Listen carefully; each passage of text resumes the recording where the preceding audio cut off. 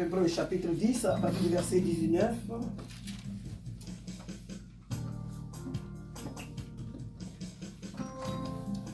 Excusez-moi.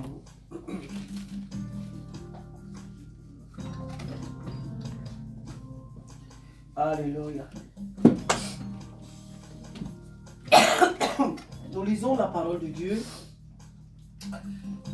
Ainsi, donc, aux frères, nous avons, au moyen du sang de Jésus, une libre entrée dans le sanctuaire, par la route nouvelle et vivante qu'il a inaugurée pour nous, au travers du voile, c'est-à-dire de sa chair.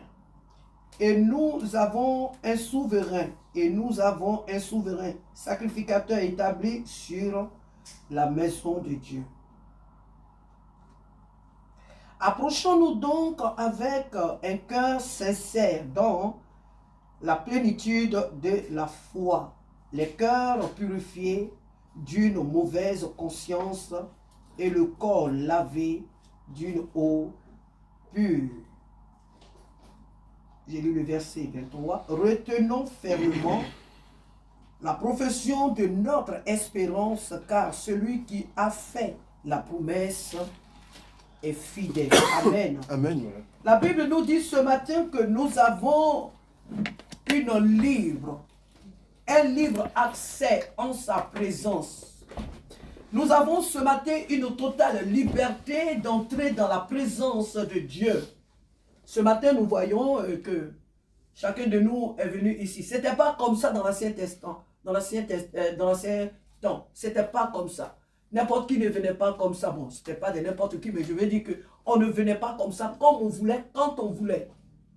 C'était Dieu qui décidait et il y avait des personnes bien désignées pour entrer dans la présence de Dieu. Et quand elles y ressortaient, c'était à elles de dire ce que Dieu leur avait dit au peuple. On les appelait des sacrificateurs. C'était les sacrificateurs qui entraient dans la présence de Dieu pour le sacrifice. Cela n'était pas donné à tout le peuple. Le peuple attendait à l'extérieur et quand le sacrificateur avait fini les rituels, il avait fini de parler avec Dieu, Dieu lui donnait le message et lui ensuite, il partait donner au peuple le message qui lui a été donné par Dieu. Et si lui-même, sa vie n'était pas conforme à la parole de Dieu, il était exterminé dans la présence de Dieu. Et la Bible nous dit que on le tirait parce qu'il y avait une corde qu'on attachait à ses pieds et il rentrait dans ce lieu-là. Et à ses pieds, on mettait des clochettes. Si les clochettes ne parlaient pas, quand on sait qu'il était mort, et donc les gens, le peuple ne pouvant rentrer dans la présence, ils étaient obligés de le tirer pour ne pas qu'il pourrisse là-bas, on va le dire comme ça. Donc ils le tiraient hors de la présence de Dieu pour l'enterrer. Au jour d'aujourd'hui, Jésus-Christ est venu. Le voile qui nous séparait d'avec Dieu, ce qui nous empêchait d'entrer dans la présence de Dieu, Jésus-Christ est venu tout rétablir, tout restaurer, nous pardonner, déchirer ce voile. Le péché qui nous empêchait d'entrer dans la présence de Dieu, d'entrer dans le Saint des Saints, ce péché, Jésus-Christ est venu nous laver, nous libérer de ce péché. C'était le voile qui nous séparait avec Dieu. Jésus est venu et par sa mort, il a déchiré ce voile. Alors désormais, nous avons un libre accès, une liberté totale d'entrer dans cette présence-là désormais. Car Jésus a payé le prix. Mais dans cette présence, chers frères et sœurs, n'importe qui y entre aussi. Même si nous sommes aujourd'hui sous la grâce. Il faut avoir accepté Jésus-Christ comme Seigneur et Sauveur. Il faut l'avoir dans son cœur. Il faut le reconnaître comme Dieu, comme son maître, pour entrer dans cette présence. Nous qui sommes là ce matin, nous avons cru que Jésus est Dieu. Nous croyons que Jésus est notre Sauveur. C'est pourquoi nous sommes là. Amen. Donc, cette présence, désormais, toutes, nous avons accès à la présence de Dieu. Où que tu te trouves, où que tu te trouves ce matin, ou dans ta vie, tu as accès en la présence de Dieu. Dans ta maison, tu peux prier Dieu. Dans ta chambre, tu peux prier. Sous ta douche, tu peux prier. Dans ton travail, tu peux prier.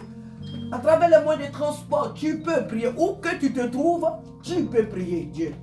Il va t'entendre. Et c'est le sang de Jésus qui a payé ce prix-là. Le sang de Jésus, il n'y a rien d'autre. Ce ne sont pas nous, notre intelligence, nos efforts, nos capacités à nous qui ont fait ce travail, non. C'est le prix qui a été payé à Golgotha. Aujourd'hui, si toi et moi, nous pouvons chanter librement, nous pouvons l'adorer, nous pouvons le célébrer, c'est qu'un grand travail a été fait. Quelque part, c'est à Golgotha. Si quelqu'un qui a passé toute sa vie à tuer, à verser du sang innocent, un jour, il entend l'évangile et il accepte Jésus, et que cette personne peut venir dans la présence de Dieu, c'est parce que le prix a été payé à Golgotha. Si nous voyons des personnes qui sont tatouées de la tête jusqu'aux orteils, un jour qui acceptent Jésus-Christ, et que ces personnes peuvent venir adorer Dieu au milieu de nous, c'est parce que le prix a été payé à Golgotha. C'est par ce moyen-là seulement que nous sommes là ce matin. C'est par ce moyen-là que nous sommes appelés une famille. Américains, Chinois, Africains, Européens et je ne sais quoi encore. Quelle que soit la couleur de ta peau, quelque bord racial que tu sois, c'est par ce sang, cette table, que nous sommes appelés le corps de Christ, le peuple de Dieu. Désormais, il n'y a plus de juifs, il n'y a plus de grecs, il n'y a plus de tel ou de tel, nous sommes désormais une seule famille.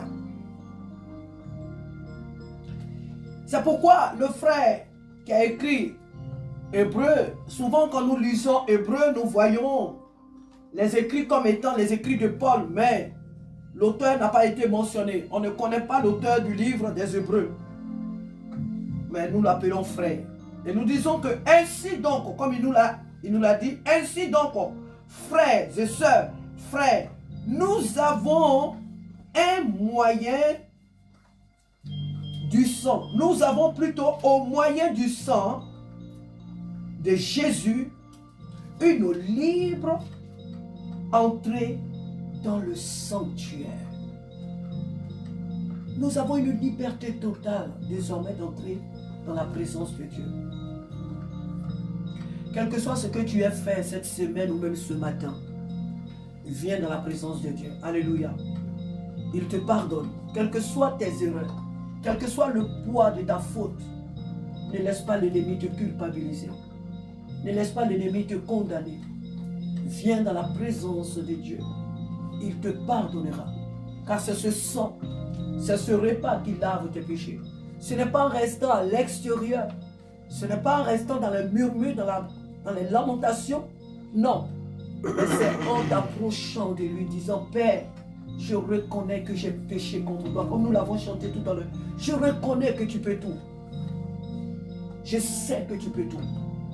Alors, quelles que soient mes fautes, je viens à toi tel que je suis ce matin. Je me répands. Reprends-moi tel que je suis. Aide-moi à ne plus recommencer. Car le péché, les enfants de Dieu ne pratiquent plus le péché.